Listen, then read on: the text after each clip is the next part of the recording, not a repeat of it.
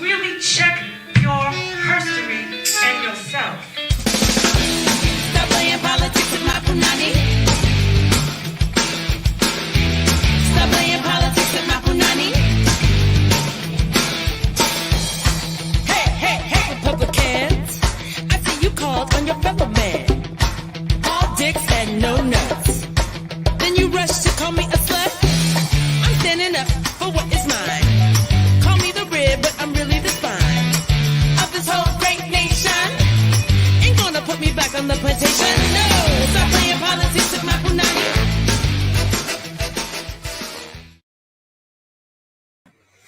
Hey everybody, welcome to the show. Welcome to the show. I know, I have a new do. It's a whole new situation because the guest that I have tonight, it required a wig because so much time I spent with that woman, I was wearing wigs. I was wearing wigs all the time. And I'm gonna give you the story of this wig a little later on in the show, but welcome, darling. So welcome to another episode of Punanny Politixxx. I know I'm back to my old backdrop, but it's kind of like old new backdrop because I've been doing my green screen. So I kind of like took a picture of my old backdrop and then I made it into a green screen. I know, like what for? But I figured, tonight we're going to be talking about American candy, and I figured I was going to go for my whole American vibe here as we get into all of that. So welcome to the show. Welcome to episode 16. Wow. I cannot believe sometimes I'm like, I can't believe I've done this 16 times and more to come. So we're going to get into it. We're going to get into what is happening. And, I have to really, sometimes Facebook drives me crazy, as I'm sure it drives everybody a little bit crazy. But I jumped on Facebook real quick right before I came on just to do a little something. And then I see this headline and I'm just like, you got to leave it to Facebook for the headline sometimes. But I checked it. It's from NPR because, you got to be checking what people be posting on Facebook because sometimes it's just trash. It's just trash, child. So, but I was reading that the House removed Representative Marjorie Taylor Greene from her committee assignments. So if you're not sure who this crazy white woman is, Marjorie Taylor Greene is that crazy chick who not only is a QAnon person, and she's trying to say that she doesn't really subscribe to the QAnon. Child, we know these white nationalists when we see them. Okay, so anyway, she's a QAnon crazy woman, and she was also really like condoning the violence that was happening in the Capitol on the 6th, and kind of was like, if something happens to people, it happens. So she got to go. So they voted to, kick her off her committees 230 to 199, which means some of these Republicans maybe found some spirit. I don't know, heart, soul. Maybe that's what it is. I don't know. But 11 of them said, yeah, she got to go. And I mean, the rest of them really should say the same thing, or they need to take homegirl to the side and, I don't know, have a white girl conversation. I don't know. Like they need to send her. I think it was who was it?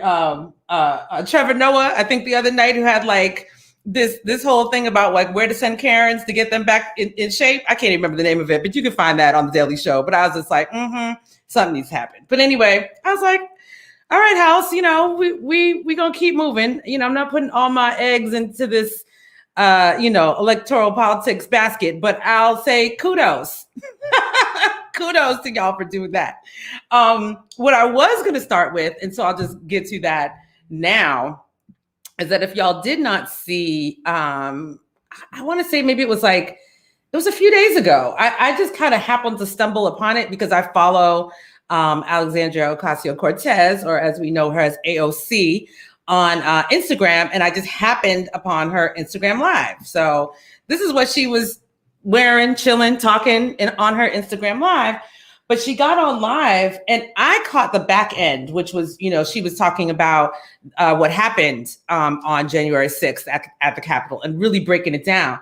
But what I didn't realize, and I went back and learned about, was the fact that she was sharing that she is a survivor of sexual assault. And with that, she was taking that experience and then, talking about the experience at the Capitol and how people have been trying to sort of tell the folks who were in imminent danger at the Capitol to sort of like forget it. Like, oh, like you're alive. So, don't think about that. It's like, are you kidding me? And as she said, it was sort of the same type of, vibe or information or advice that she got after being assaulted. It was kind of like, you made it through. So why are you going to talk about that? And it's all trauma. And she talked about that. So, and just being, moving through trauma. And come on January 6th, that shit was crazy. Like, it was crazy, like I've been saying to people, it wasn't so much that like I was surprised that it happened. I was just kind of pissed because I was like, are you kidding me? Because we all know, like I said, we've talked about this. We know if the color was changed, it would be a whole different story. But it's just sort of like, are you kidding me? Of course it was traumatic. And because we now know there was a lot of premeditation around that event. So anyway, if you haven't checked out AOC's IG, if you don't follow her, go there, check it out. I think it's still, not even I think, it is still up on her IGTV. It was about 90 minutes. And she really broke down that whole event. So give that a look, listen. And so switching gears, the other day I had signed up for this to check out this talk around this book I'm going to show you called Surviving the White Gaze by Rebecca Carroll. So just a little bit about Rebecca Carroll. And I'm just learning about her. Like, she's written a ton of books, it's like people out here doing their things. I can't keep up with everybody, but so I'm just learning about Rebecca Carroll. So Rebecca Carroll was adopted, obviously Black woman. She was adopted by white parents. And lived, I can't remember where she lived, so I'm not going to lie and say where she lived, but basically she lived in an all-white neighborhood with her all-white parents and blah, blah, blah. And this is what her book was talking about, and siblings, because she also had siblings that were white. And so she's talking about that, surviving the white gaze. So, and really you talk about trauma, the trauma that came along with that, even though, yes, you might have parents who, have good intentions and they loved you and cared for you, but they also kind of did what sometimes white people do, which will try and erase your Blackness in the name of I don't see color, which is BS. And we know this, right? So anyway, while I was watching this talk with her, which was really amazing, by the way. And I'm so sorry, I can't remember if it's like the Brooklyn Cultural it wasn't the Historical Society. I'm sorry, I don't have that. I'm going to find that out though. And I'm going to put it in the description and on YouTube. But listen, as she was talking, and maybe I'm late. I'll admit if I'm late. I'll admit if I'm mad late, because there are a few things that happened during 45's administration that I just wouldn't watch because I just needed to save myself. So I did not watch the Amy Coney Barrett confirmations. Like, I was just like, I know what this is. I'm not watching it. So I just didn't. So therefore, I was not hip to the fact that Amy Coney Barrett got some Black kids. Like, I didn't know that. Like, I was just like, what? So I go clearly, I'm searching. I find this photo of her family and her Black children, and I see her son and her daughter. And my first instinct was like, I want to rescue these babies. Like, my first instinct was like, can I go? Is there a way for me to get my hands on these children, these beautiful children, and save them? Because I was just like, what? Because we know what Amy Coney Barrett is about. Like, we know what she is about, child. We talk about white nationalists, like she's about that life. And so I happened upon a story, about from when she was being confirmed, right? And of course, they asked her about, George Floyd and all that kind of stuff. And, she had her pat answers because, of course, she thinks it's a terrible situation because she has these Black children and it's something that she has to talk about and blah, blah, blah. But when they asked her, and I'm not going to read this whole thing because I had a whole thing, child, because this kind of set me on a spin a little bit. But couple things. I think it's really interesting. Like this, it feels almost ancestral, but that's a whole other like woo woo thing that I can't get into right now. It's a whole conversation. But her daughter was adopted from Haiti. And I'm like, wow. Like energetically, like that's just a lot. Like, we know the history of Haiti. We know about the uprisings. We know about all these things. So I'm just sort of like, okay. That's another reason why I want to go get that girl. Another reason. But then the other thing was, I think during the confirmations, they asked her, it was either during the confirmations, and I'm sorry, I didn't put this down. It was either during the confirmations or a question that her son asked her, but I'm going to say it was during the confirmations. But they asked her, asking her about racism and asking her about blah, blah, blah. And then she said, the problem of racism is kind of beyond what I'm capable of doing as a judge. Chick, you're a Supreme Court judge. You're a Supreme, yes, it is true that the Supreme Court, making laws is not going to necessarily change everybody's mind. But for you to actually say that, there's nothing that you could do. You got these babies at your house, child. We need to drop squads. Go get these children out of the house. Because I just feel like, while I believe that, I think I don't even know if I believe. I think that when people make the decision to adopt children that are outside of their race, yes, the overall thought process is love, right? Like, this person needs a home. We have it. We have space. We have love in our hearts to do what we can do, to give these children a better life, whatever the case may be. And I think that's across the board anytime you're adopting, right? Hopefully that's the space that you're coming from. But sometimes I wonder, how do you reconcile? What is going on in the world when you bring these children home with you and then you don't have real conversations with them or talk to them or just try and whitewash them or take and not even try and, give them the information that they need about the world that they're in. And yes, obviously her children are living a very sheltered life, and I'm sure that they're probably walking in a way that's you can do whatever you want, which is great. But it's just so much. Can you see? I'm having a whole bit of feelings going on about this. I'm having a whole bit of feelings. But anyway, that was my revelation this week about Miss Amy Coney Barrett. But with that in mind, get that book, Surviving the White Gaze.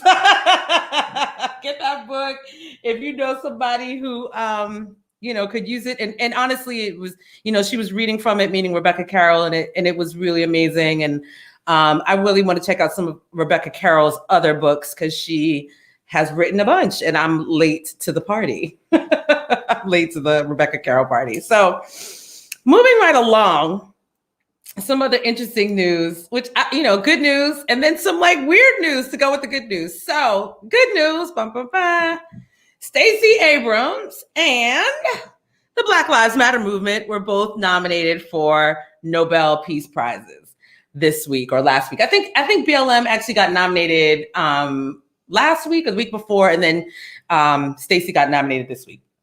So awesome. And here we go, the beautiful sisters that started that Black Lives Matter hashtag and went on to, start a movement. So I'm just going to leave it on these sisters, on these beautiful women as I talk about the next thing. So I have to also admit that I have to do a little more research on the Nobel Prize, because who else was nominated for the Nobel Prize was Jared Kushner, who was nominated by Alan Dershowitz. I'm having a heart attack tonight, people. I'm having a heart attack.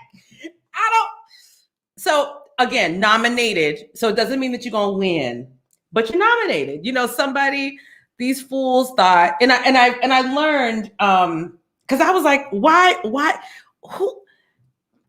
what in your spirit? So again, a lot of things that happened during the 45 administration, I missed. I can't even lie.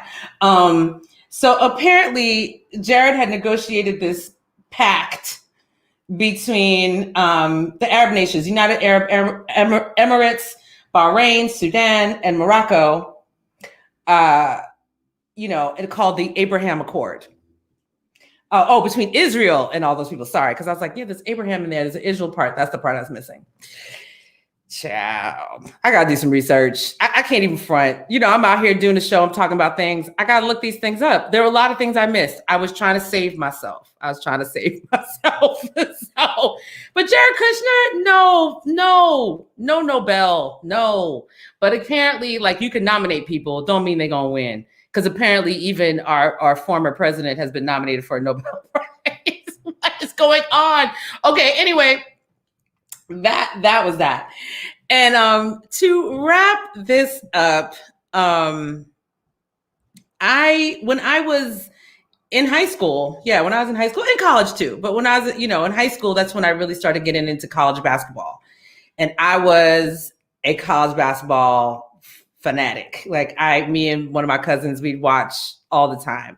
And Temple was one of my favorite teams. And I applied to go to Temple, and I honestly applied to go to Temple because of the basketball team. Yes, that's how sporty I am. But this past week, in fact, the day after my last show, we lost John Chaney.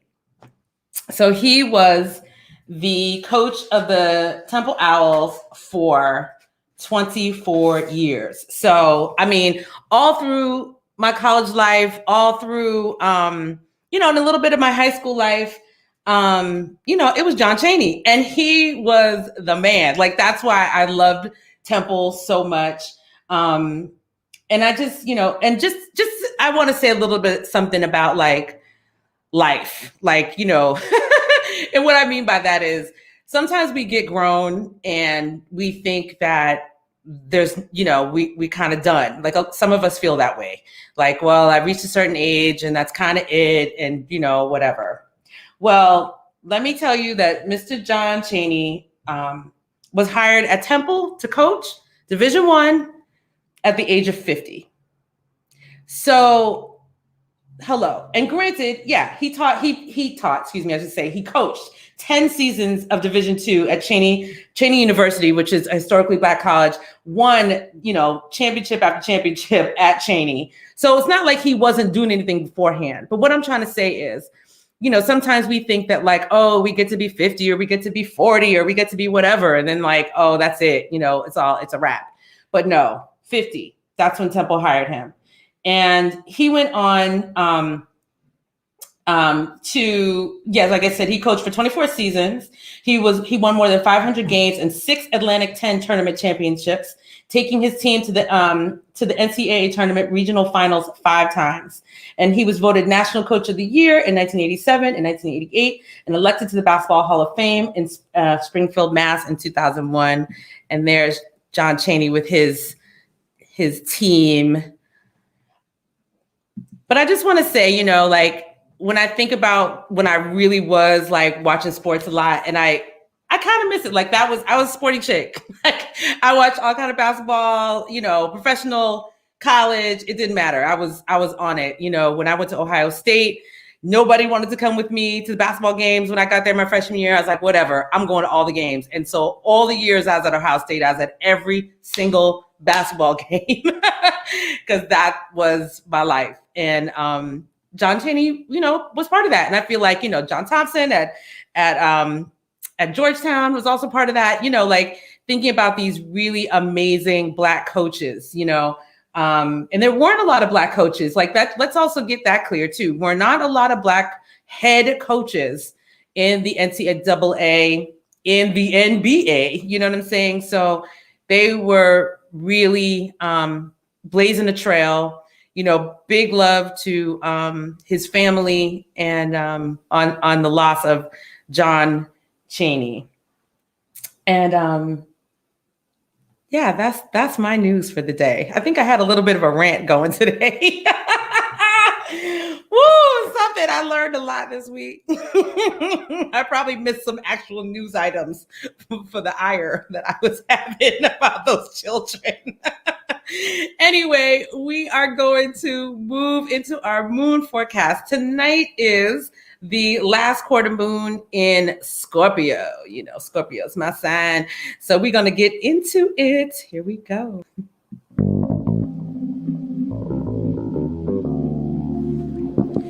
It's Mercury retrograde season, and it's taking place on the heavy backdrop of the qualities and values associated with Aquarius. Community, friendship, groups, innovation, originality, and justice and liberty for all. The Sun and Mercury in Aquarius are rolling as a deep crew with Venus, Saturn, and Jupiter, marking an unparalleled chorus of freedom cries. Before the month is out, the moon will add her voice to this super Aquarian chorus. However, as each of these heavenly bodies traces its path through the sign linked with ideas, rebellion, and revolution, they will one after another form a square, a 90-degree zodiacal angle of tension to Uranus and Mars in earthly Taurus, and we can expect to witness ongoing resistance to the resistance. This pattern is part of a greater scheme which will be felt throughout the year as slow movers Saturn and Uranus carry on this tension through the end of 2021 into 2022. Tonight's last quarter moon in the soul-searching sign of Scorpio opposes the planets in Taurus and is square to the Aquarian collective, setting up a cosmic configuration known as T-square. The invitation here is to take a deep, honest look within and examine one's motivations regarding our position on this ongoing clash between progress and the status quo, vis-a-vis Taurus and Aquarius. While the proclamation of Aquarius is that everybody deserves to be free, we might remind ourselves to inquire if by everybody we actually mean everybody.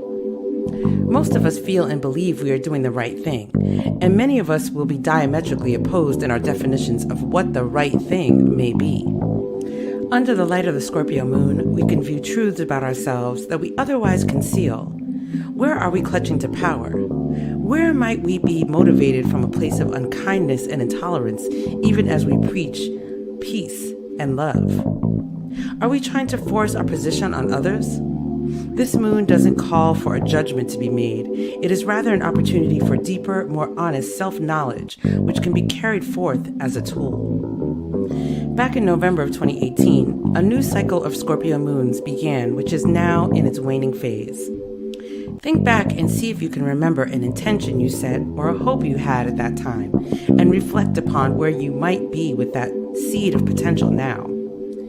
If this touches on something you'd like to see still come to fruition, consciously make whatever adjustments could help realize this idea over the coming 9 months before the next Scorpio new moon ends this cycle and begins the next.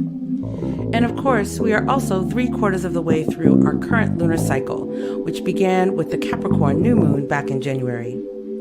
Check in with your shorter-term intentions, and once again, take the moment of tonight's closing quarter as a prime time for any adjustments as we move into the monthly waning phases. A time to wind down, wrap it up, and prepare for the dark sky of the Aquarius new moon next week. This moon forecast was brought to you by Moist Paula at Zodiac Soundtracks. Welcome to the last quarter moon in Scorpio. Yes. Thank you, Moist Paula, as always, from Zodiac Soundtracks, for that moon forecast. Well, we are moving on. I am so excited. And I can tell you about my wig and everything when I bring this lady to the stage. So coming to the stage, we have my girl, Hollie Harper. Hey, Shelley! Yeah. Girl, you ain't said nothing but a word when you were talking about Miss Marjorie, I call her Miss Violent Ann. I call her Miss Violent Ann. Girl. What? What? I was like, so we just giving out like positions to clan members. Like that's what we're doing. Yeah. That's what we're doing. Yeah, you rolling up with the hood, and we just like here. Girl. Like maybe that'll get you to wear a mask, but like, hello, you know what I mean? Girl. Yeah. What? Yeah. So many things. I can't.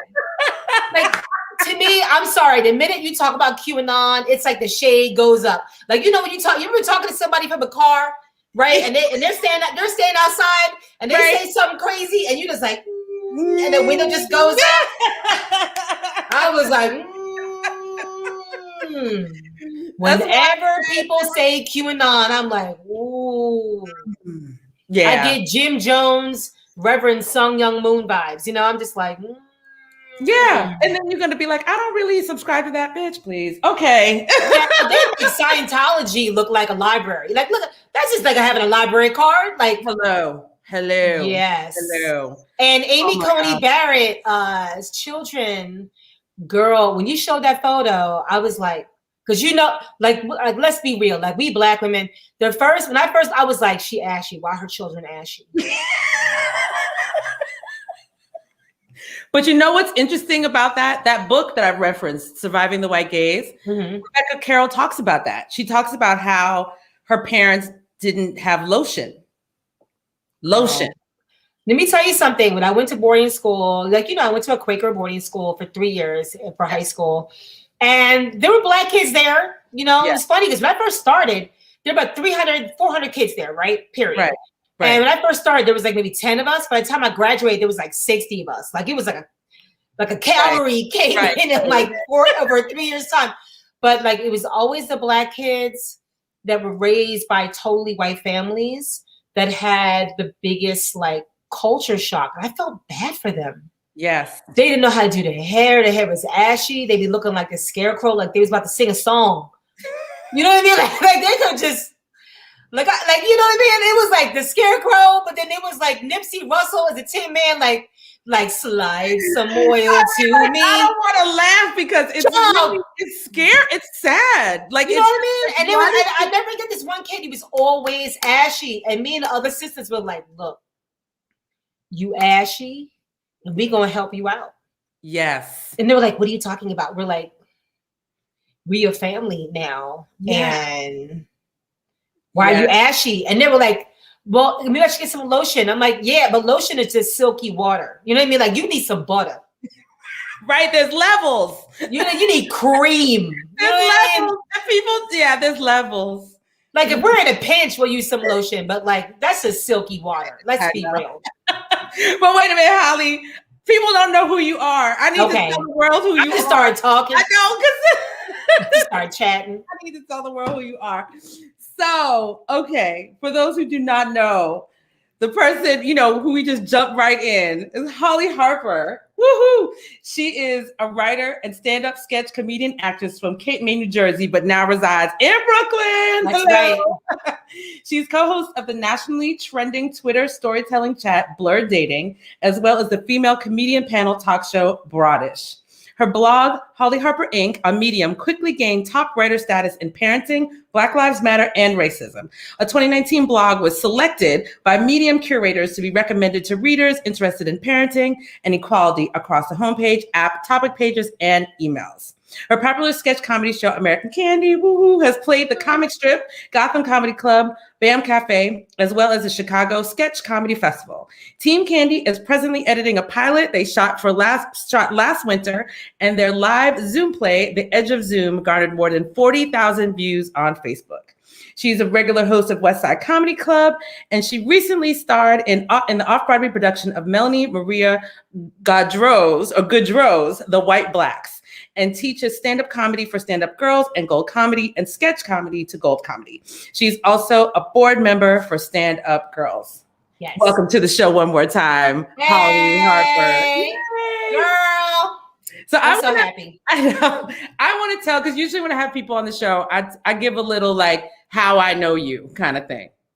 So Holly knows the story. I've told it a million times, but I'm going to tell y'all. So Holly, back in the early days of Facebook, when it wasn't like, you know, the devil. Because it was beautiful in the beginning. It really was. I mean, people were meeting people. It was great. But anyway. Now that shit is like Craigslist. Like you might get hurt. Right. Let's be real.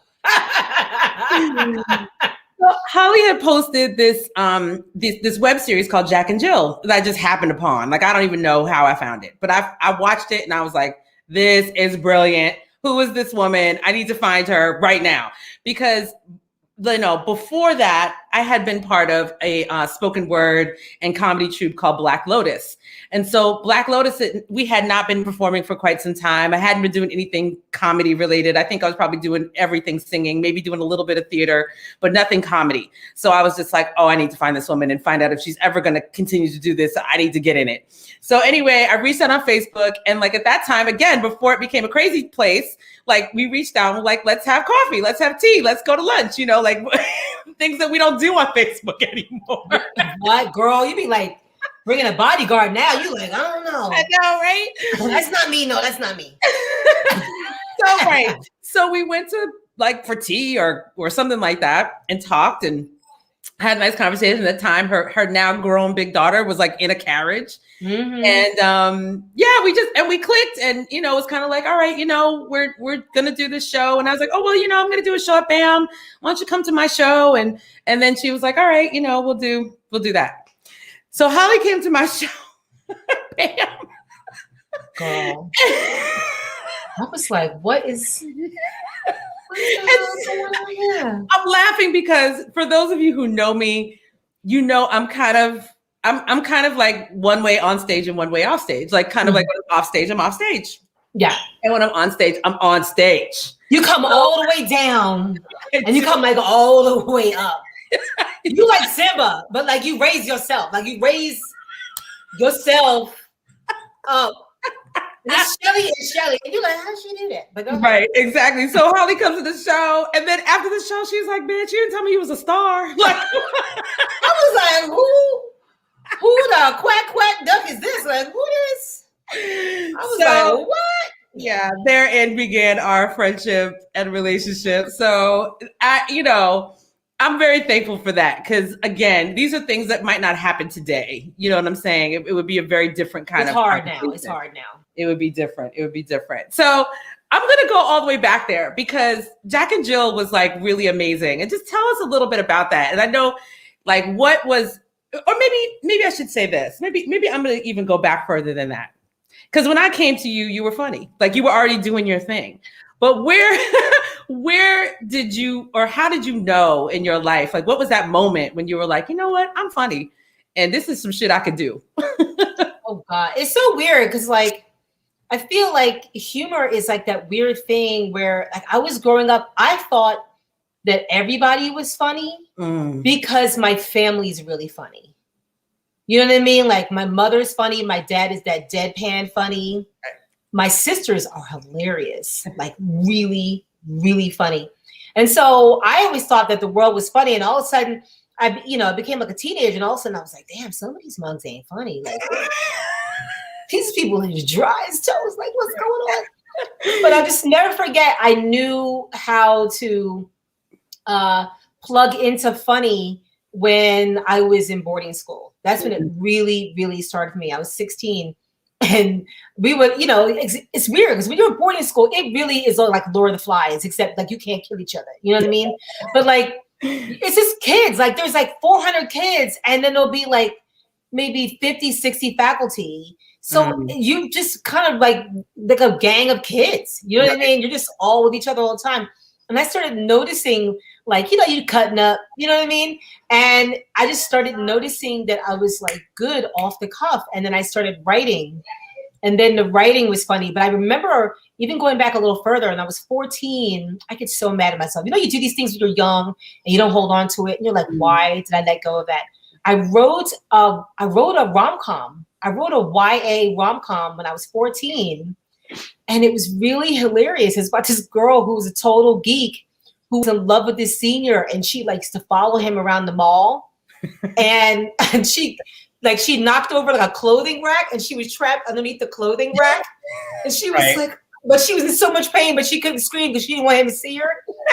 And so I just thought, oh, I like romantic comedy. And then it was like, I started writing musical comedy. It was like, oh, I like musical comedy. And then I did stand-up as a very young woman and came back to it. So it was like, basically I would go into things in comedy and thought, okay, that's it. Okay, that's it. Okay, that's it. And then finally, it took me, honestly, until about 5 years ago where I realized all those things exist together. Like, you just like comedy. Right, exactly. I just feel like comedy, I mean, being an actress myself and like doing all kind of different things. Well, you funny as hell. Thank What? you. You are funny. There were some roles. We were in American Candy because Shelley was in American Candy hell of a long time. She ain't never gone. She just on hiatus. She'll come back. You know what I'm saying? Like Shelley ain't gone. You know what I mean? She just doing other things for a while. She got her whole life. She got her rock star life. You know what I'm saying? But there were roles in American Candy where I was supposed to be like, what? Because we were just four walling that crap. Yeah, we was just renegade, like putting up a theater. Yes. But I was supposed to be working lights sometimes. I'd be laughing so hard. All of a sudden, they'd be like lights. I'd be like, oh! And it was just on, off, no dim. Yeah. Just on and off. You know what I mean? But yeah. I mean, I feel like, comedy is one of those things where, even if not every actor can be funny.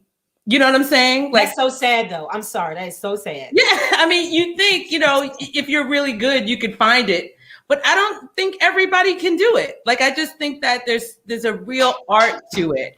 And I think that, even when I was doing Black Lotus, you know what I'm saying? Like when we would find those moments and I was like, because some of our stuff was serious, but we were like, no, we have to lighten this up. And so, and that's where I think I really found out that I was funny.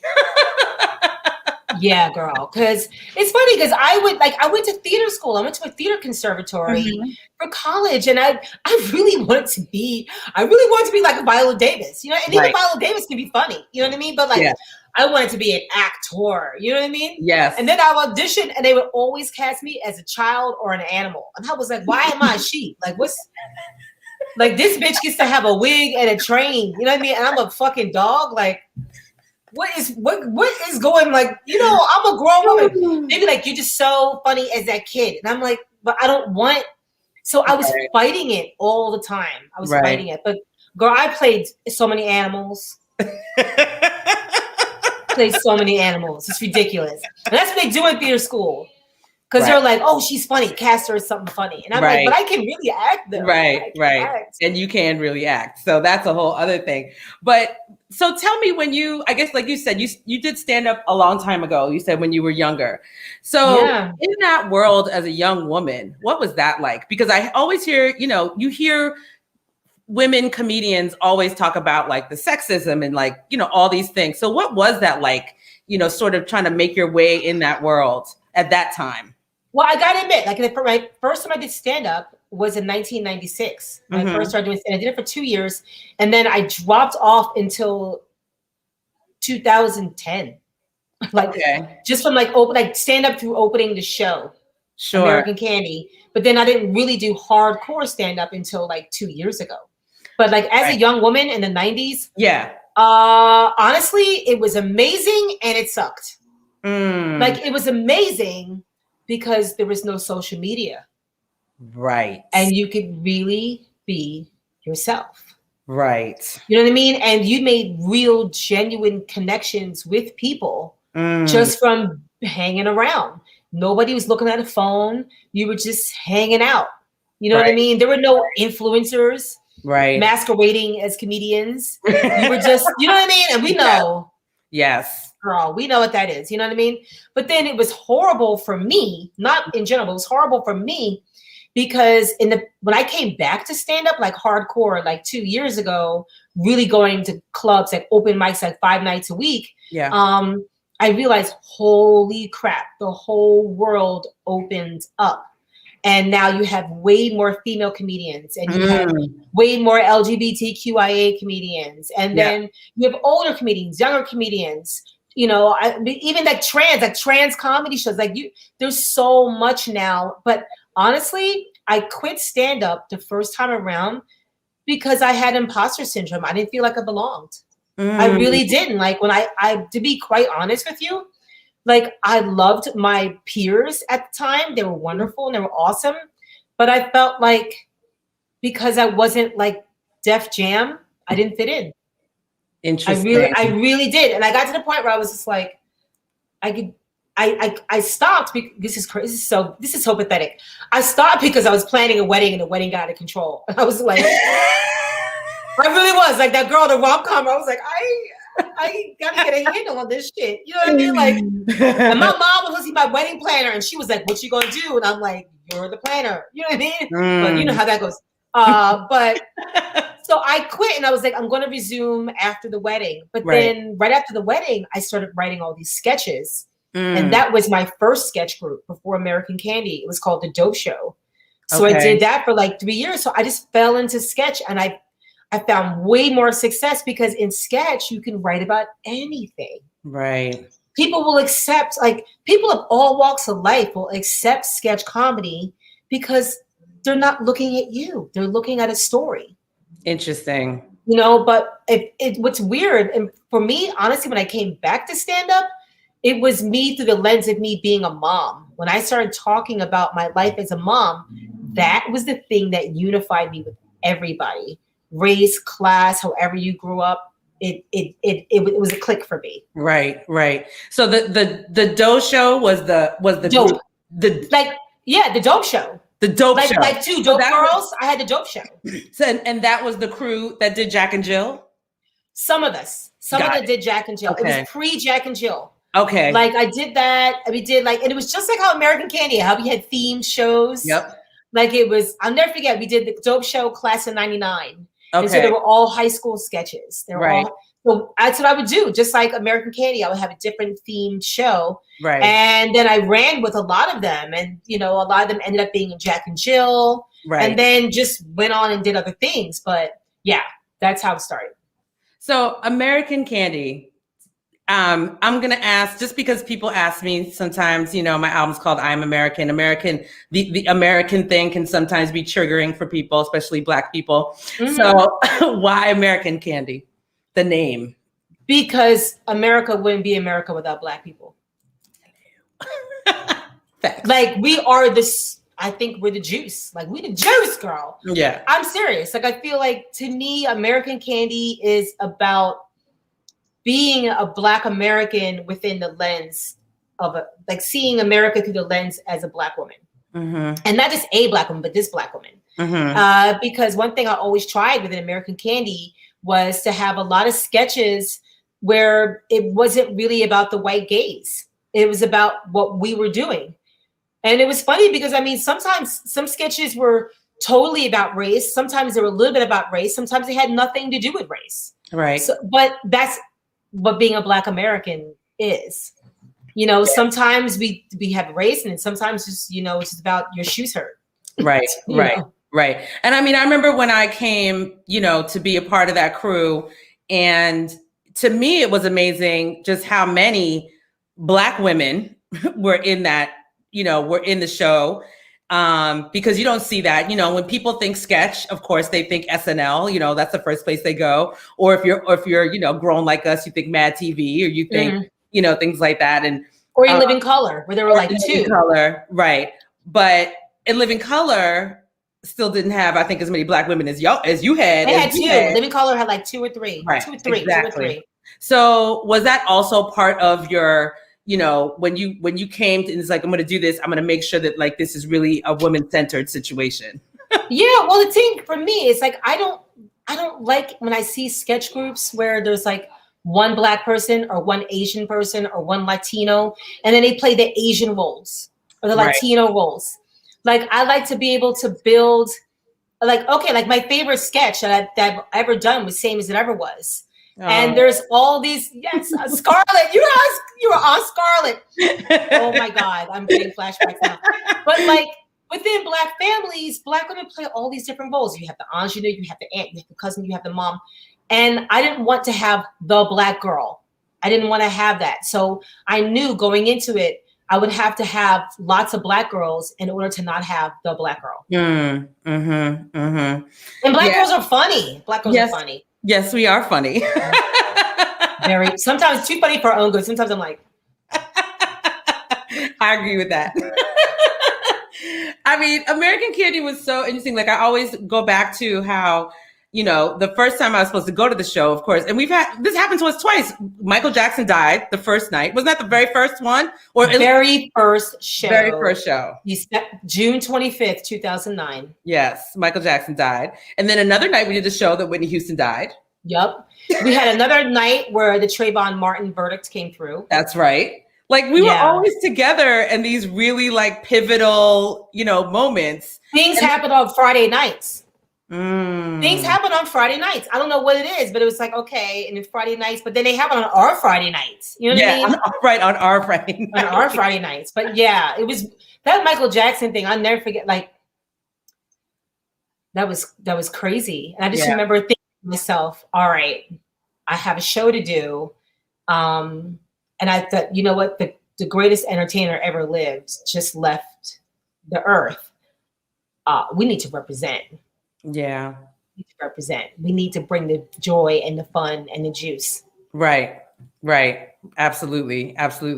And so as a nice segue to talk about the greatest entertainer on earth, him being a musician, you also write songs. So I do. And so, and you write some great songs. You write some hella Thank songs. you.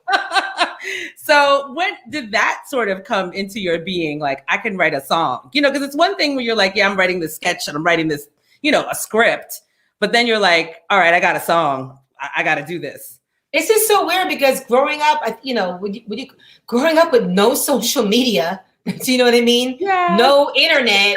You just have like hours. I remember being like, 'cause I grew up in South Jersey. My parents would be like, why don't you go to Kmart and go take the railroad tracks? You know what I mean? We would just be walking on the road, like, right, girl, like hanging out in Kmart, like that was like a big deal. You know what I mean? Yeah. But I had so much time, and I would, it started through jingles. People always think it started through Weird Al, but it started through jingles where I would like create. I would see a jingle on commercial, and then I would create my own.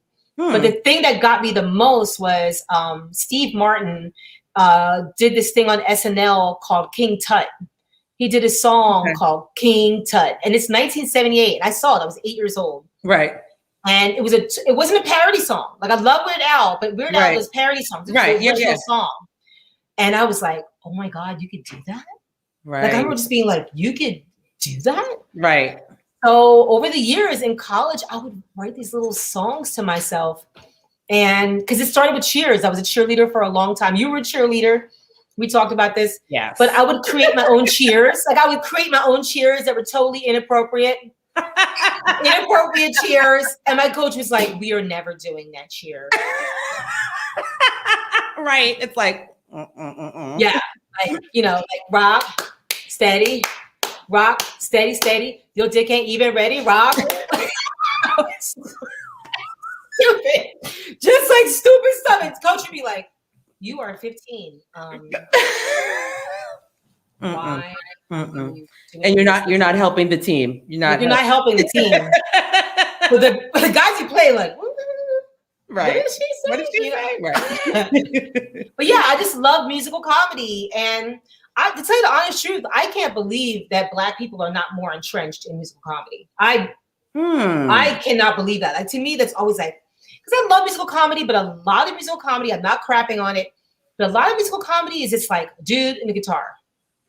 Yeah. And they all kind of, some of them sound the same. And I'm like, but I wanted to do like an R&B, like a Prince type of song, Tina Turner type of song, even an Aerosmith type of song, a classic rock type of song, this type of song, a supersonic, JJ Fad type. Like I love all the different, but people don't do that. I don't know why. Because I would guess, this is just a thought. Like I always think about exposure and like what people see and what people are exposed to. And if that's not something that, somebody sees somebody else doing and like being successful at it that looks like them, sometimes people won't go into that realm. Because the only people, I'm trying to think of like comedians, but it's not even funny. Because I was going to say like Jamie Foxx sings, but he wouldn't do, like in his shows, he wasn't doing parody songs. He wasn't doing funny songs. He would just kind of be like, I'm going to sing this song and show y'all that I can sing.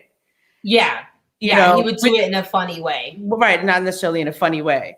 Man, like like the voices we have. I think the only person that maybe came close is Eddie Murphy when he did Boogie in Your Butt.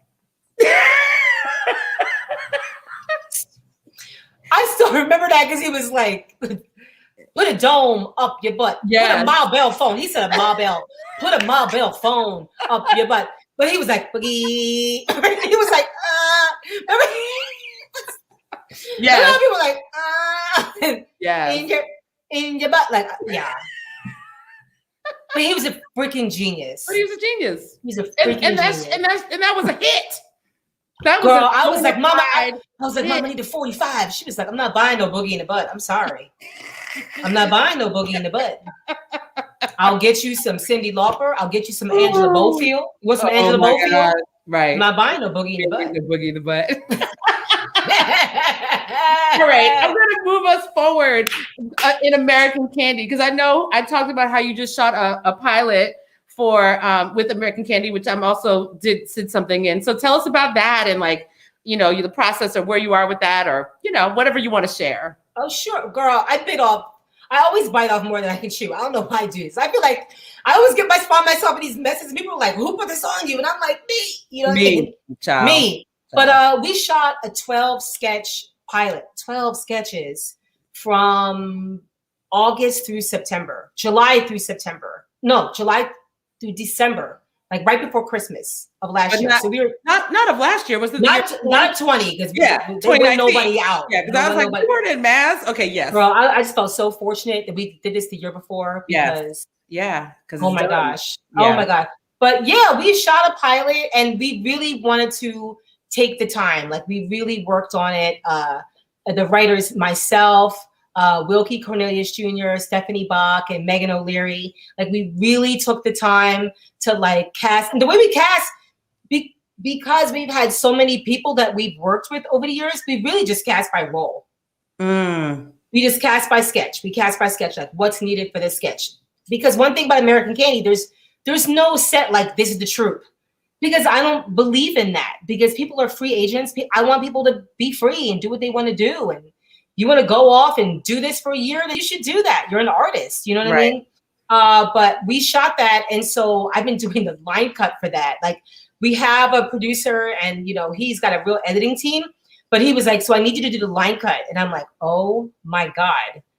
Choosing like each shot for 12. Like I still have 2 left. Because tell people what a line cut is, just in case people don't know what that is. A line cut is like these are the shots of the sketch. Like this is the take.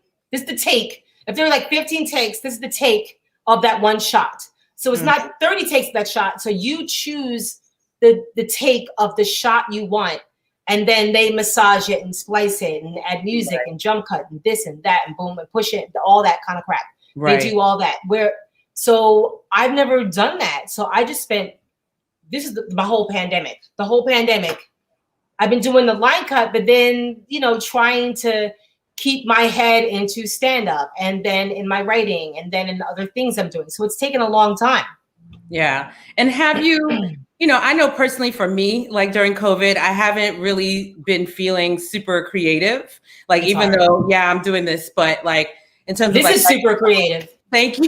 This is super. I'm like, what are you talking about? But you know what I mean, Holly. Like you sitting there eating a bag of Fritos, girl. You have a whole thing. What are you talking about? Okay, yeah. So let me back myself up. This, what is happening right here, I feel like came really from that space of like when we didn't have nothing else to do but sit our asses down. And we were just like, right. And I knew that like, and I still know that we don't really know when we're going to be able to be on a stage again for real. You know, Spirit spoke this to me. Okay. That's really what this is. Like, it wasn't like, I have to do something. It was more like, you know, when that thing keeps going, like, you know. But that's, the Spirit like comes through your creative. Like, you know, it comes through. That's beautiful. But that Spirit didn't come through in terms of like, you know, writing a masterpiece album or like writing, you know, a novel. Not that I'm trying to, but you know what I mean. I know what you mean. I totally know what you mean. That energy. So I'm interested, I guess, just to see how people have been moving creatively and what did you feel like? Because I know for me, and I'm sure, you know, for you, I can imagine, especially since you have children, when everything started shutting down, it's like, it's overwhelming, number one. And then it's probably a little bit of depression because all of us had plans for last year. You know what I'm saying? And so thought I Yeah. was gonna have the biggest year. I was like, this is my year. Yeah, everybody. Yeah. Listen, everybody. It was all about it. And it's just interesting. Like, where do you, with kids, you can't really stop in terms of parenting. Like, that shit don't stop. But in terms of your creativity, where did you have to sort of pause? Like, was there a moment of like, I gotta cry it out for a minute and then we can get back to this? Well, yeah, because I had to, I had to like let go of my 2020 dreams. Yeah. I had to let go of that and then let new things come to me. And I think the first thing that really came to me, because I was doing a line cut anyway, but the first thing that really came to me was Ernest Perry from American Candy. He was like, come on, we should be doing something else. We should be doing this. We should be doing that. We could do this. But I have to admit, like the stuff, the Zoom comedy sketch that I was seeing, I didn't like. Like I didn't like. But then something happened. I have a neighbor who is he was the head DP of SNL. Okay. He was the head DP at SNL, and his wife, I met him through his wife. She's a producer, but she used to be a stylist. But anyway, I knew them, and they were like, hey, Holly, SNL's doing these Zoom, we're doing like 2 episodes at home. This is in May. Could you be just in this one Zoom sketch? Like in a church, right? In a church. And I was like, yeah, sure, whatever. And he's like, we just need you to be like, amen. I know that's right. Sound like 5 different things. Right. And it was just recording yourself. Like, and so when I watched that episode of SNL, all of a sudden I was like, oh my God. Because it was the grid, it was the Zoom grid. And all of a sudden I was like, I got it. Right. I got it. And at the same time, I have in my building, there's this tenant association. Girl, they too much. Right. Like we renters, you know what I'm saying? They act like they own. Like we don't own it, you know what I mean? Right. But like we have these tenant association meetings and they'll be like, we're doing this and we're doing that. And what about this and what about that? And I'm like, I'm just not trying to get kicked out. You know what I mean? Like I try to like rise up on these folks. You know what I mean? Right. I rent and lay low. Right. But all of a sudden it hit me. I was like, holy shit. We could do a soap opera comedy about a tenant association meeting that happens on Zoom because of COVID. Right. Because that was the thing. I was like, I don't want to do something that's not meant for the screen. And the tenant association meeting happening on Zoom is perfect for the screen. Sure. So, I love to create different characters that all meet and come together because I think conflict is hilarious. Yeah. Like, oh my God, like the people in the building. So, I came up with the idea for the Edge of Zoom and the 4 of us wrote it. Me, Megan, Wilkie, and Stephanie, we wrote it together and it was like, there's 12 beats. You had beat 2. This is done by Saturday. And you pass it to her and then she passes it to him and it worked out. Yeah, it did work out. It was great. It was really great. Yeah. Thank you. Yeah. But that's when the creativity kicked in. Right. Do you think you'll do it again? I want to do it again, but I want to do it for a larger platform. Like I think it's perfect for Facebook or for Facebook, but like they're live, not they're live, but like the Facebook shows. Oh, like Facebook TV. Like they have their whole platform. Yeah. Yes. I think it's perfect for that or any kind of like streaming, which is like the middleman to like, I think it's perfect for that. And so I would like to pitch it for that. For something like that. Got it. Yeah, that's what I want to do. So tell me, because I know you're also on a talk show now called Broadish. So did that just start? Was that something that started during the pandemic or was that that started? I didn't even start that. That's Felicia Madison. She's the booker for West Side Comedy Club. Okay. That I met because when 2020, when everything got shut down, I just got named one of their in-house hosts. Like I just got like made as like one of their hosts and it was a huge deal. And I got to host like twice and then it shut down. And I was like, wow. Like, all right. But Felicia was like, I want to do like a talk show, like a 4-grid talk show. And that's what we do. And it's been a lot of fun. It's been really interesting because we talk about a lot of topics. Right. We talk about a lot of topics. When did it start? It started back in the very end of July. Okay. It started in the end of July and it's still going. It's going really well. I really like it. It's really weird though, because, we're comedians, but then we'll be talking about serious issues. But then all of a sudden, sometimes I forget we're comedians, and all of a sudden somebody will slip in something really trifling, and I'm like, oh my god, because I'm not watching these women on stage because nobody's like on stage, so I forget that we're all comedians. Is it live or do you guys record it and then post? Well, it's live on Facebook. It used to be 3:00 on Wednesdays. Now it's moving to 5:00. But then it's on Facebook and it's on YouTube. Okay, so it's 5:00 on Wednesdays. I'm just, so people can hear this. So it's 5:00 on Wednesdays on Facebook. And then so does Brodish has their own YouTube channel? Yeah. They have their own YouTube page. Okay. And then on the YouTube page and the Facebook page. So you can catch it on one or the other. So Wednesdays, 5:00 people. That's when you catch Brodish. It's fun. And like Blurred Dating is the Twitter chat that I do. That's the first Monday of every month. Girl, we were every Monday for like 2 years. Wow. It was like, this is stressful. Yeah. That's when the world was on. For people who don't know, I'm assuming it's Black nerds, but yes, Black nerds and dating. It's Blurred Dating. But the thing about Blurred Dating that's so hilarious, it was created by Lisa Dean. Mm-hmm. She is a really amazing writer and I want to say a cartoonist, illustrator. Okay. I'm so bad. Illustrator. She's wonderful. She's so funny. She's so prolific. Mm-hmm. But this is her show, and I'm a producer. I was producing for a while. I'm still a host. I started as a host, and then I produced some projects, and now I'm still hosting. Okay. But yeah, there's these Twitter chats where each time it's like an hour long. It's 9:00 the first Monday of the month. But someone does a confession of like some crazy dating thing, like I got ghosted, right? Or like I got scammed, right? Or I dated a hotel. You know what I mean? And they're like these stories that are numbered tweets. They are hilarious. They're really bananas. But they're with GIFs. GIFs or GIFs? I never know. I don't know either. GIFs, GIFs. I got you. Yeah, whatever. It's a good GIF. Yeah. And for each one, and it's a lot of fun. It's a lot of fun. Got it. And you've been doing that for how long? That's been 4 years. Wow. Okay. That's been 4 years. We started right after Trump got in. Oh, that's right. That's what you were saying. We were like, we need some happy, y'all. We need some happy. Girl, can you believe that shit show we just went through though? Like No. But you heard me at the top. Like I was like, I know I missed a lot because I was like, I can't watch. Like I feel like America is like an abused wife. Like with that first boyfriend after she leaves her asshole husband. Yeah. You know what I mean? And it's like we're with Joe Biden. We're like, he's so nice. He lets me finish my sentences and everything. You know what I mean? Like, honest to God, though, Holly, I feel like people are kind of going through it in a weird kind of way. Like we've been so inundated with so much stuff. Like it almost feels quiet. I know. Like, it almost feels, and I think people are a little freaked out. Like, oh, like you don't have to wake up and be like in a cold sweat anymore. Right. Like.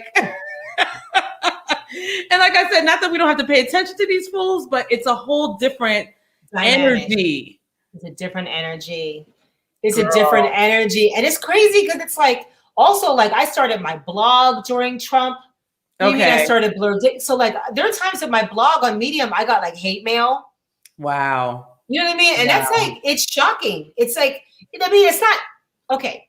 No one is shocked that people get hate mail. Yeah. But when you get hate mail, you're like, what the fuck is this? Right. Like you're reading it like, what is this going on? But yeah, I got hate mail. Wow. And it was kind of crazy. I had to use my block hands. Yeah, as we have to do. And we know how to do that well. Okay. So last week you did Black Women in Comedy show at West Side Comedy. Yes. So tell us about that, because even though you're not live at West Side Comedy, clearly you're still doing things. Yeah. Well, this one was not with West Side Comedy because I've put them so much. No, it's okay. But we're gonna be doing some shows with them too. Okay. But we did. Joanna Briley is the creator of the Black Women in Comedy Festival, and she started it in 2019. And I was in that. I was just like, just to meet all these Black women comedians. Like, it was amazing. Like it really was like a life-changing event. Like it was amazing. But we're doing the festival again because we had 2020. We were supposed to do it, and it kept being pushed. Right. But we're doing it Juneteenth weekend. Okay. We want to do it live. It might have to be virtual because with these new 5 strains, child. Like you You know what I mean? You know, black folk, we like, look, yeah, I can laugh from home. You know what I'm yeah. saying? But yeah, this year, like I've gotten really tight with you. I'm going to be the creative director of the Black Women in Comedy Festival. Congratulations! Thank you, and it's a lot of fun. There's so many just funny Black women out there. There really are, and they're all so different, and their points of view are so hilarious. But yeah, we had a show this past Saturday, and we're going to be having another show February 13th. We're doing a show once a month. Okay. For like, you know, for the next few months until the festival. So the next one is, I guess, the day before Valentine's Day, which is like, somebody told me that's like the side chick day. It's like you know what? I'm mad. Someone told me that. They were like, side chick day is the day before. And then your girl, your lady, or your wife is that day. Or maybe it's the day after. But I was like, you on side chick day? Why are we on side chick day? But yeah, so we're doing another one. And I'm hosting almost all of them. And I love hosting. Okay. Yeah. Hosting. Well, you've been doing it for, I mean, you know. Thank you. But why do I feel like I took a hosting class. I took a stand-up hosting class. Right. Let me tell you something. I think you should take a hosting class. I think you should take the hosting stand-up class. Yeah. Even if you're not a stand-up, because the class I took was amazing. It was amazing. What is it about taking the class? Is it kind of teach you to be a little bit more like, because you have to be, you know, freestyle kind of, right? Yes. But it teaches you how to, like, I'll never forget some of the assignments of the class. I feel so bad. I can't remember the teacher. But I took it with Laughing Buddha. A lot of comedians bust on Laughing Buddha because they have a million classes and people are like, they don't really do anything for you. Yeah, they're not here to do anything for you. You're here to do something for you. It's called You Goddamn It. You know, I'm sorry. Right. I love millennials, but I'm like, look, do it yourself. You know what I'm saying? Right. But we have like assignments like write 5 jokes for if you come into the room and it's too hot, or if it's too cold, or if there's only 4 people, or there's too many people, or if the show started late, or if there's an interruption, or if it's a crowd that was different. Like, they really and then it gets you to learn how to ask questions. How would you ask a question? How do you ask this question? But through your lens. Right. Not through what you think a host is. Right. So like through my lens, I ask about parents. Who's a parent? So then I know how to ask the questions of parents. You get the people to be on board with you. You see them and they see you. And even though I've been hosting American Candy for a long time, when you host with stand-up, that's a crowd that you didn't necessarily invite them. Right. Yeah, because you know, when it's like your show or your crowd, you invited these people. Right. But when you're hosting for someone else, you don't know what you're gonna get. These are strangers of the earth. You know what I mean? So you're like, So it really taught me a lot. Right. It really taught me a lot. Right. Well, I cannot believe it's like every time I do these interviews, like I look up and I'm like, where did the time go? But I want to tell you because Wilkie has been watching us. I love Wilkie. Let me tell you, Wilkie's my brother. Yeah, he loves me in a wig. Wilkie has an abundance of female information. Like, he really does. I'm like, you and your sister were tight.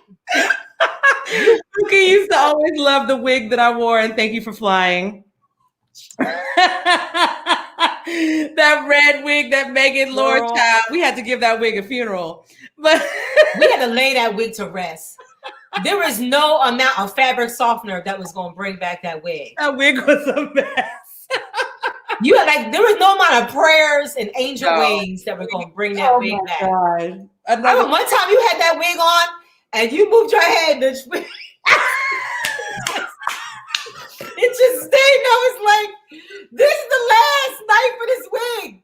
These are the last days. I was like, no, that wig, when you were like this, I was like, is this the end? Are you my dearie?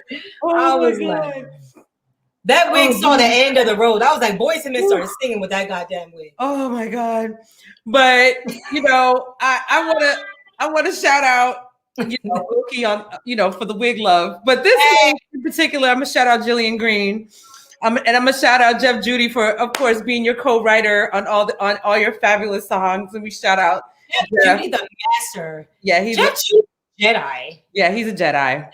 Judy, He's a I hope you watch this because Judy, you're a Jedi. I'm like, are you watching Judy? But this wig. So if you watch my I'm gonna give you a little insider information. If you watch my Punanny Politixxx video, Hollie is in the video. So when we shot the original days of shooting, her hair kind of looked something like this. And it was her hair, and it was like, she had done it, and it was fabulous, right? Oh, those are crochet braids. Those are crochet braids. Okay, right. They were crochet braids, right? But it was still giving you this wavy, situation. So then something happened, and I needed to reshoot. But by that time, Hollie had got a head full of cornrows, I think, or something like that, right? I did. I had some cornrows, child. I was like, so we were like, what? So Jillian Green was helping me with makeup and styling on the video, and we were like, Jillian, we need something that kind of looked like what Hollie's hair looked like before. And honest to God, this is what Hollie's hair looked like. What? When it was in the crochet braids, and this is a wig. And we were like, Jillian Green, like, you have a whole career in wig whispering because she's a wig whisperer. Because it was amazing. So if you go back and you watch my video, if you watch like some of the, like, you'll see Hollie like jumping over a park bench and like doing some other shit. And that's her hair, like flying in the breeze. But then you will see her, I think it was at the lineup. The lineup, yeah, the in the lineup. Yeah. And that shit is a whole ass wig that I'm wearing. Whole ass wig. that I'm wearing right now. Whole wig. And it looks exactly the same. And I was like, man, wow. When I saw that wig, because you know me, I'm such I think songs, everything is a song. When I saw that wig, I was like, she's amazing. And I was like, something like a phenomenon. She chose that wig. Yeah. I've never seen that close. Never in my amazing. Life. Never in my life. She needs to be working in Hollywood for wigs. Like, she really does. Yes, for real. Because it's like, I mean, yeah. So I decided to come as Hollie in the wig today. It looks really good on you, girl. It does look good, right? I'm kind of digging it. It looks right? really good. It's funny, when I started this show, I said I was going to do like a whole wig thing. Like, I was like, yeah, I'm going to do a whole wig thing. But in the summertime, it was hot. Girl, in the summer, that's not the time for the it was so hot. And that's when I started, like in the summer, fall. I was like, yeah. And I only wore one wig last season on Halloween. I had a blue wig. Okay. I wore my blue wig. But I was like, tonight I'm busting this girl out. See what the people have to say. Now, if you wear a wig in the summer, you need to have like an ice pack underneath that bad boy. But like, let me tell you something. I wore a wig one time in the summer for your thing. Yes, because it was still warm outside. Yeah. And I remember, even though we were in an air-conditioned place, it was still, it's still summer. Yes. I remember thinking to myself, I was like, how are these bitches in the Real Housewives of Atlanta doing these? And I know it's hot in Atlanta. It's hot. It's hot. Like, how are they doing that? Child, and they pay good money for them wigs. Yeah, because my wig was like an $80 wig. Right. This was like a $2,000 wig. Right. Yeah, exactly. But man, yeah, it's like, again, I wore many a wig in American Candy. It was good times. And girl, you wore so many wigs. One time you got into a costume and all of a sudden you're like, the sketch was going on and you were in the next sketch. I said, shit, it's the wrong costume. You had to change all that. And I was like, Hollie, and I was like, I didn't want to show too many sketches. I was like, oh my God. We had the quickest clothes changes on earth in American Candy. Okay. Like, we'd be crying when you would hand out the lineup for the show. We'd be like, I'd be praying like, Lord Jesus, please don't let. Like, can you just separate it? Yeah, just separate. Sketch? And it's like, no, girl, you can do that because you only have to do this. I'm just like, oh, but you were right. We did it. I mean, it always worked by some crazy. Child, that was boot camp. That was some boot It was boot camp. And I appreciate you for that, because that was definitely like, if you don't think you can memorize something, you go to Hollie Harper boot camp. You're going to memorize. You're going to get this in 3 weeks. Okay. In 3 weeks. And it's going to be funny. It's not like you're just going to memorize it. You're going to memorize it and it's going to be good. Because people were so funny. Yes. Like, I look back and sometimes I die laughing because I think about some of this stuff and I'm just like, this was ignorant. Like, yeah. Like, there's things now where I look at it where I'm like, and I'm like, between Me Too, I'm racial Look reckoning. what Wilkie said. I missed the red wig. We missed the red wig. I'm calling my you out, God. Wilkie. Oh, that wig was hilarious. Oh my It God. was hot because it had bangs. It did have It bangs. had bangs. Oh, and you did that wig for Wilkie's sketch with the what was it? The whole With the hoe. support group. Yes. It's like a whole Yeah, the whole support group. support group.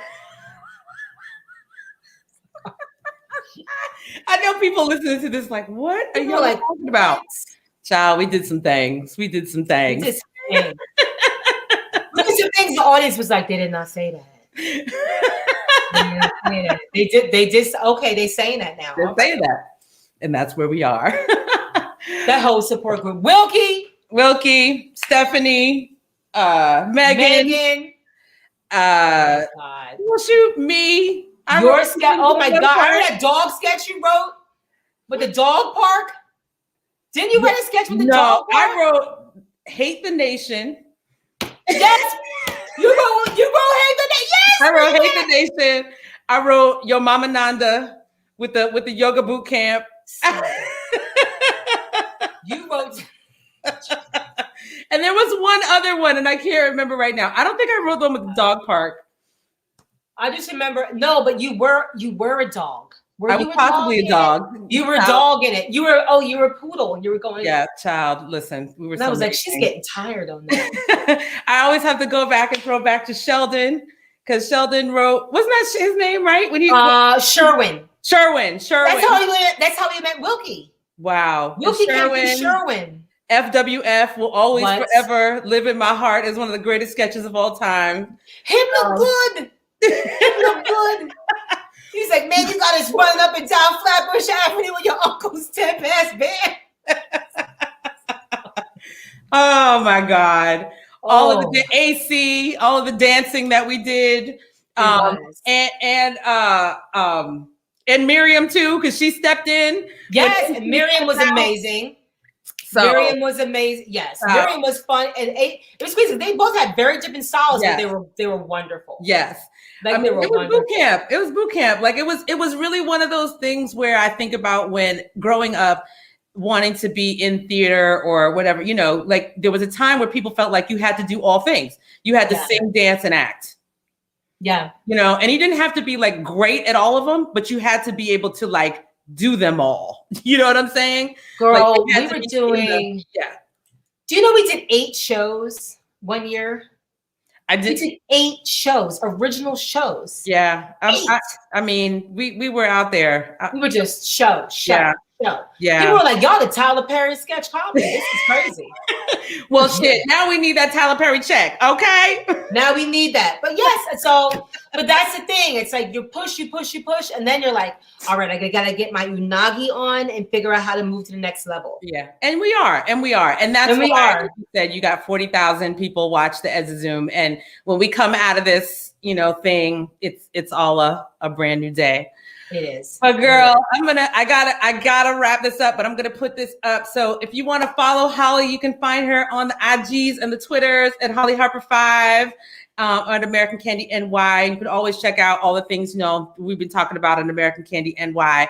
And of course, check out Blurred Dating, check out Broadish, check out Black Women Comedy, right?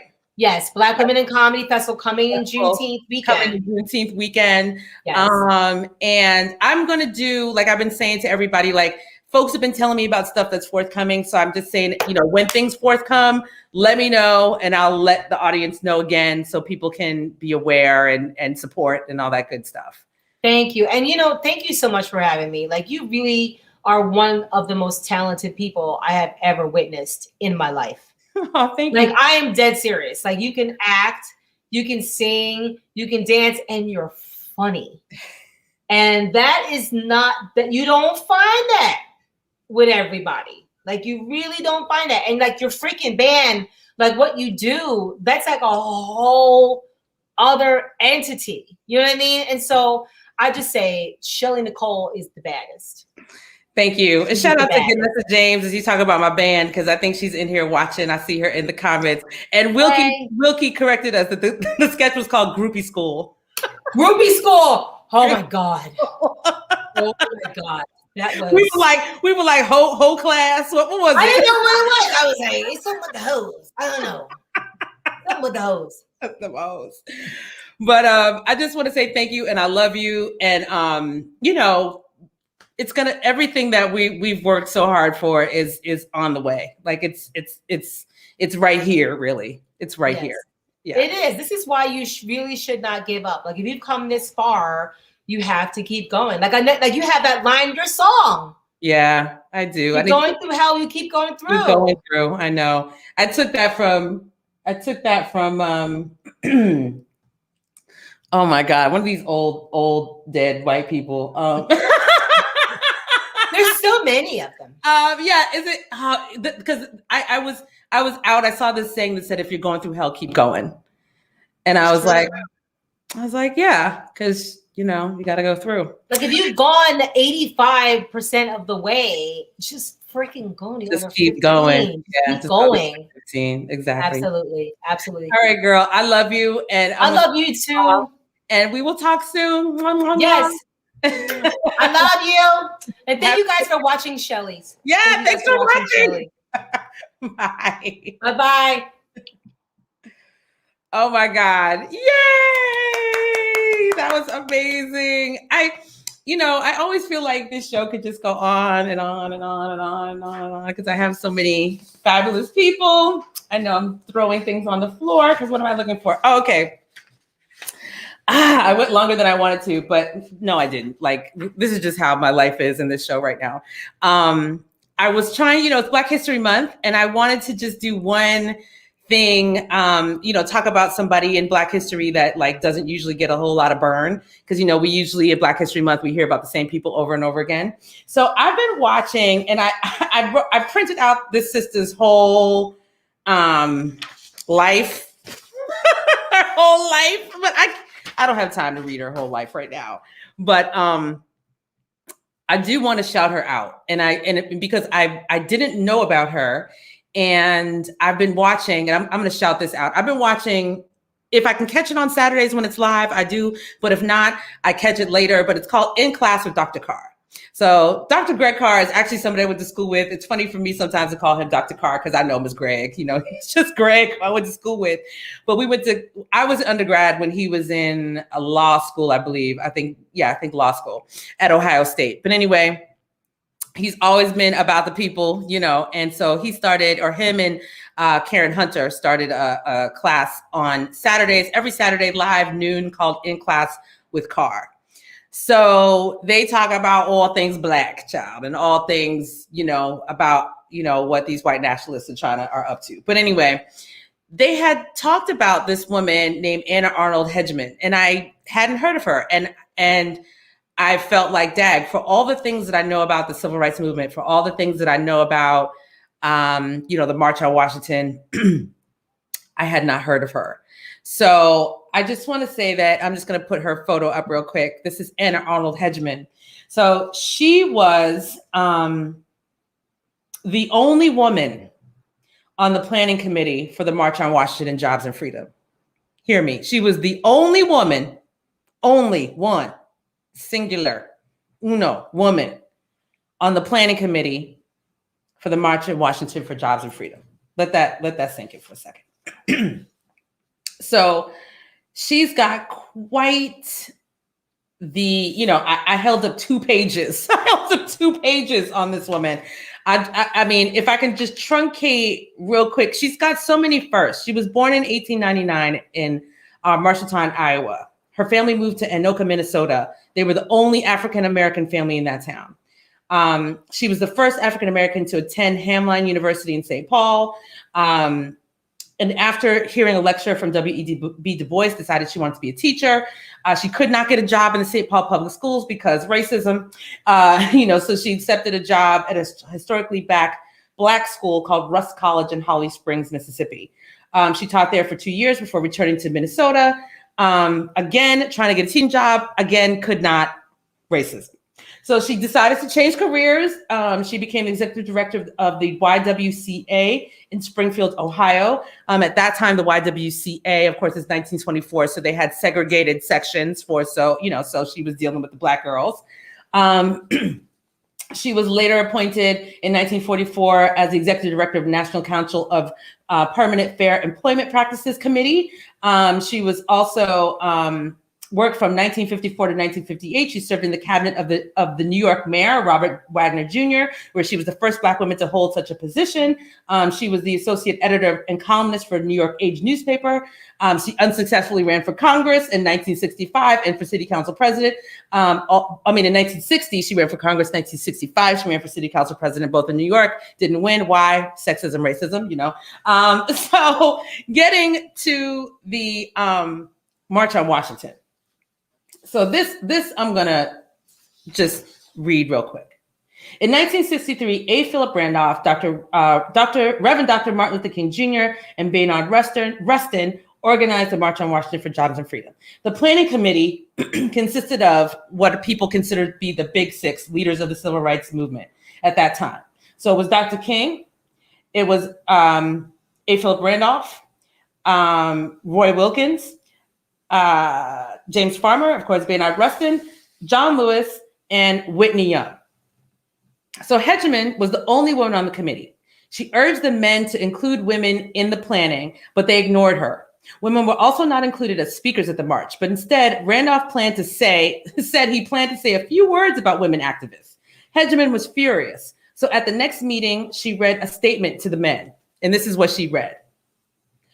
In light of the role of the Negro woman in the struggle for freedom, and especially in light of the extra burden they have carried because of the castration of the Negro man in this culture, it is incredible that no woman should appear as a speaker at the historic March on Washington meeting at the Lincoln Memorial. Hello. Hello. So she suggested that Myrlie Evers, wife of Medgar Evers, of course, or Diane Nash speak. The committee selected Evers, but she got stuck in traffic. So then Daisy Bates, who we know is part of the Little Rock Nine, spoke at the March on Washington. I also did not know that Anna Arnold Hedgeman was one of the founding members of the National Organization for Women, and she also published 2 memoirs. She passed away at the age of 90. Anna Arnold Hedgeman. I didn't know. I didn't know. And, it's those things that we talk about, we really romanticize all things civil rights movement, Black Power movement, but sometimes we start digging in and we start finding out that our brothers were just not so, not so lovely all the time. How are you going to do this and not include any women? How are you going to have this whole ass march, have one woman on the committee and no women speak? I know we've come a long way. Give thanks. But I just wanted to shout out Anna Arnold Hedgeman because if we don't, nobody will. So on that note, I just want to say to everybody, thank you so much for tuning in. Of course, please don't forget to subscribe, like YouTube channel. If you're watching on YouTube right now, please hit that like button, hit that subscribe button, hit that bell. All these algorithms, they matter right now. We're trying to get these numbers up so a girl can monetize. And speaking of monetization, if you like what you saw, heard, feel free to donate. This, everything looks free. Everything looks free, because you can turn on your computer and it seems free, but it ain't free. So if you like what you saw and you can support, there's all my, Cash Apps and Venmos and all that kind of stuff. So, support a sister. If not, you can, follow on IG, Punanny TV, again, on the YouTubes, the Facebooks, and all of that good stuff. I'm really excited because next week, I have special guests Adrienne Marie Brown and Toshi Regan. Woo! It's very exciting times. If you're not sure about who these fabulous sisters are, I'm just going to tell you to Google because, you just need to know. But you got, best-selling authors in the house. You got world-renowned musicians in the house. This is, and they've come together. They're doing a podcast called Octavia's Parables, I believe is the name of the podcast. And come on, we're gonna get into all things, all things, all things. All things and all the things, as they say. So I'm really excited to have them on the show. And that is us for tonight. I'm, it's been amazing.